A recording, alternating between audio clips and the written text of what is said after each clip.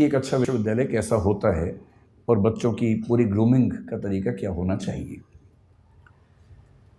तो उन्होंने सब मुझे बताया। मैंने वहाँ जो बिज़नेस पढ़ रहे थे, एक दो बच्चे जिन्होंने बिज़नेस स्टडीज़ पढ़ा हुआ था मास्टर्स लेवल पर या ग्रेजुएशन लेवल पर, और मैं अच्छे यूनिवर्सिटी की बात कर रहा हूँ, मैं यूटी ऑस्टिन की बात कर रहा हूँ, मैं मिशिगन यूनिवर्सिटी के रॉ स्कूल की बात कर रहा हूँ, मैं कोलंबिया यूनिवर्सिटी की बात कर रहा हूँ, इनकी बात कर रहा हूँ जहाँ पर पढ़ना किसी के लिए बहुत बड़ा सपना हो सकता है।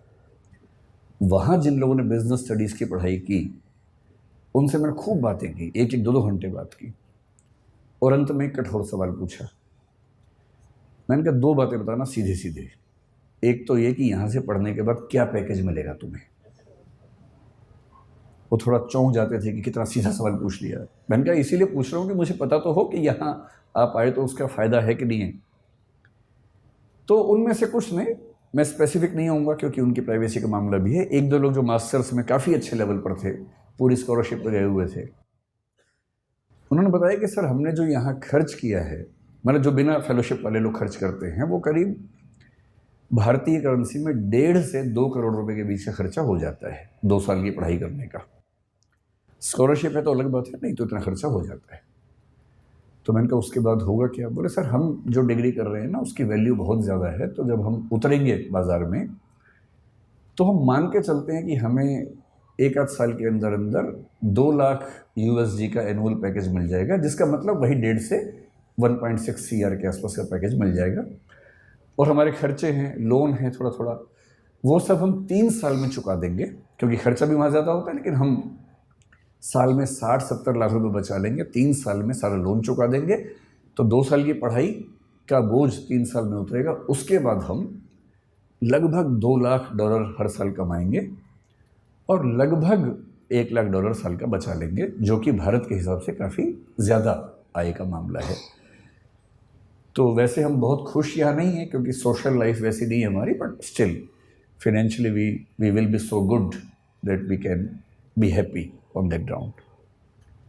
तो मैं उनसे बहुत प्रभावित हुआ। मैंने कहा वाह क्या बात है, आप खूब सफल हों, अच्छे उद्यम करें, और जैसे जैसे आगे बढ़ेंगे फिर तो पता नहीं क्या होने वाला है, बाद में 2 लाख से बढ़ के 2.25 होगा, 2.5 होगा।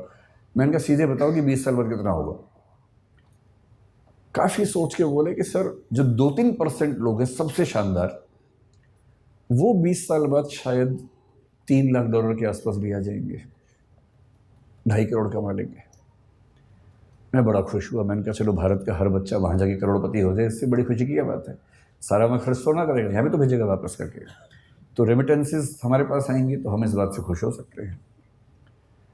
फिर कल मैं न्यूयॉर्क में था, तो वहाँ से जब मैंने टैक्सी पकड़ी JF कैनेडी एयरपोर्ट के लिए, तो मेरी आदत है कि मैं जब टैक्सी में जाता हूँ तो जो टैक्सी ड्राइवर है उससे खूब गप्पे मारता हूँ आधा एक घंटा, वो पक जाता है मुझसे बात करते करते।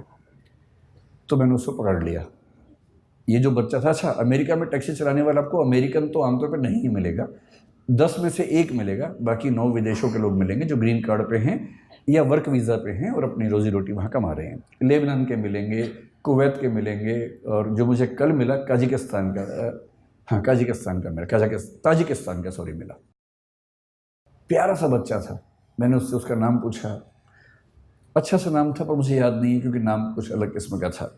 अगर आपको बहुत शौक है तो मैंने नाम नोट कर लिया था, मैं नोट कर लेता हूँ खटाक से, ताकि मैं बाद में केस स्टडी की तरह उसे कहीं कोट कर सकूं, क्योंकि मेरा काम ही ये है कोट करना जगह जगह जाके।